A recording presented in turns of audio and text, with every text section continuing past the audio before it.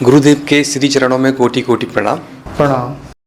मेरा नाम सत्य प्रकाश है जी। और मैं आपसे कुछ अनुभव साझा करने की आज्ञा चाहता हूँ। जी, शहर का नाम बताएं। जयपुर, राजस्थान। जी। गुरुदेव, मुझे कुछ माह पहले एक दृश्य दिखाई दिया था जिसमें एक शिवलिंग के ऊपर एक धातु का कलश था। किसके ऊपर? शिवलिंग के ऊपर।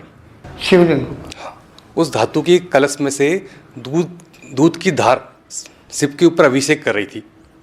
अभिषेक? हाँ। कौन कर रहा था? उस कलश में नीचे छिद्र था, उस छिद्र में से दूध की धार निकल रही थी जो कि शिव के ऊपर दूध का अभिषेक कर रही थी। और उस शिवलिंग के अंदर मुझे दो आंख खुलती हुई फिर बंद होती हुई दिखाई दी। कलश के अंदर? शिवलिंग के अंदर। शिवलिंग के अंदर। उसके पश्चात उसी ध्यान में मुझे एक जल की तीव्र धारा बहती हुई दिखाई दी जो कि शिव की जटाओं में से निकल रही थी। उसके पश्चात मुझे एक श्वेत बादलों के बीच में एक स्वर्ण का कलश दिखाई दिया और आवाज़ हुई कि इसमें अमृत भरा हुआ है। उसके पश्चात एक समय में जो ध्यान आया कि एक अग्नि का कुंड है, उस कुंड में मैं पास था तो मैं फिसल के उस कुंड में गिर गया। अच्छा। एक अनुभव में मुझे दिखाई दिया कि एक वृक्ष है, उसकी एक टहनी टूट के गिर गई। और एक अनुभव में मुझे दिखाई दिया कि एक छत है, उस छत पे कई सारे पिलर हैं, मतलब 5-6, तो एक पिलर टूट के गिर गया उसमें से। क्या गिर गया? एक पिलर टूट गया उसका। पिलर? छत का जो पिलर होता है ना, नीचे का बीम जिसपे छत टिकी होती है, पिलर टूट के गिर गया। और इसके अलावा मुझे ब्रह्मा जी ध्यान में जो कमल के पुष्प पे बैठे हुए कई बार दिखाई देते हैं। जी। इसके अलावा मुझे ध्यान में कई बार जैसे अग्नि दिखती है, कभी जैसे पोथी पन्ने हो गए, कभी कचरा, कभी लकड़ी, वो जलती हुई प्रचंड वेग में अग्नि दिखाई देती है। आप जो अनुभव सुना रहे हैं सभी अच्छे हैं।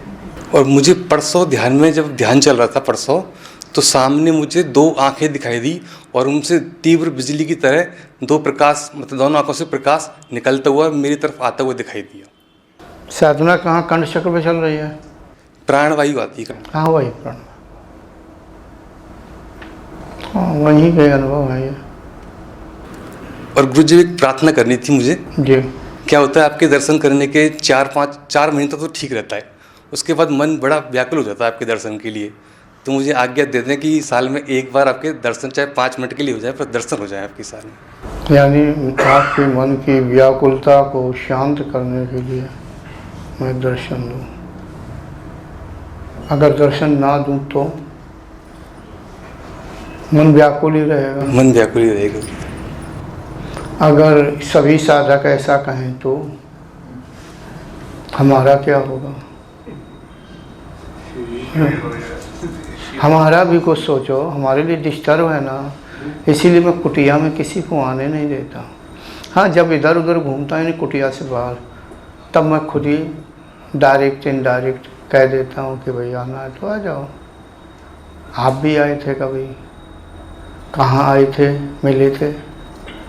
अब उसमें मांडवा साइड MP में। हाँ, है ना यार। वो क्या था, वो किसका महल था? किसी रानी का था, वो नाम ध्यान नहीं किसका अब था। जब रानी का ही नाम याद नहीं तो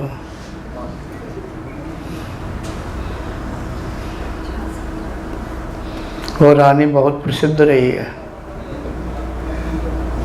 चलो कोई बात नहीं। यानी देखो, ठीक है, श्रद्धा होनी चाहिए अपने गुरु के प्रति,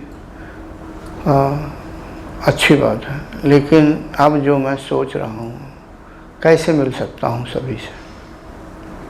मेरे जो मैंने अभी बताया, ये लड़की आई थी पिछले साल, 1.5 साल पहले, सिर्फ हमारे लिए आई अमेरिका से, दर्शन करूँगा, मगर मैं नहीं मिला। खूब इधर उधर संपर्क किया, नहीं मिला। मैं व्यस्त था, क्यों मिलूँ भाई? मुझे अपनी साधना करनी है। ऐसे अगर सभी कहेंगे कि इजाज़त दे दो तो हमारा तो डिस्टर्ब हो गया। जब मैं निकलता हूँ, इधर उधर घूमता हूँ, तो संभवतः मैं जल्दी मना नहीं करता हूँ। कोई मिल गया, हाँ थोड़ी देर के लिए, मैं कहता हाँ ठीक है आ जाइए, तो मेरा स्वभाव है। लेकिन कुटिया में कोई नहीं, कुटिया में कोई गुंजाइश नहीं है, किसी को नहीं होता। देता ही नहीं। एक सन्यासी जी बैठे हुए कुटिया पहुंच गए थे, यही सन्यासी जी पिथौरागढ़ के। हालांकि ये तो आ गए थे, लेकिन बहुत ज़्यादा देर तक नहीं। ठीक है, इनसे बातें की, फिर चले गए। यानी मैंने कहा नहीं आप जाइए, चले आए अपना फिर वापस।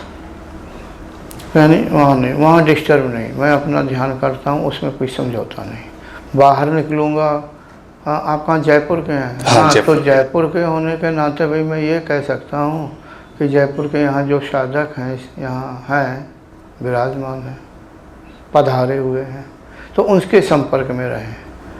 और ये बता दें कि गुरुजी जब आए तो हमें भी बता देना।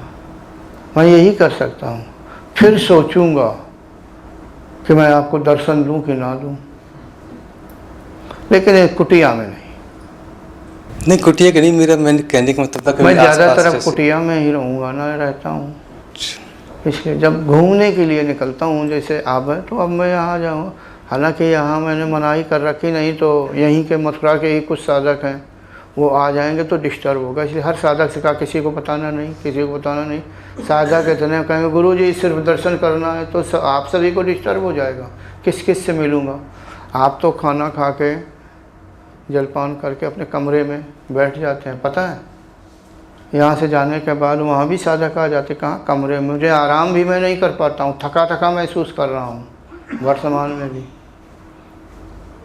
ठीक है, हाँ, घूमने समय कभी आऊँ तो कोई बात नहीं, मिल लेना, ऐसी कोई बात नहीं।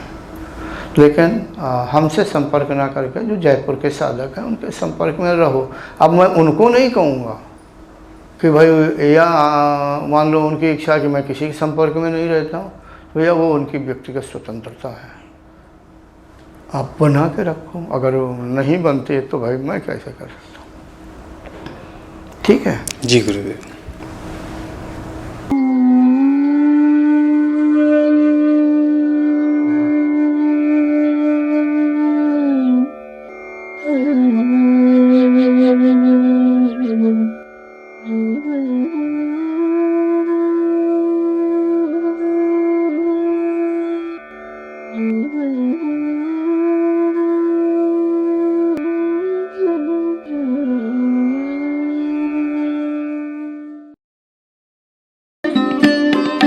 Thanks for watching.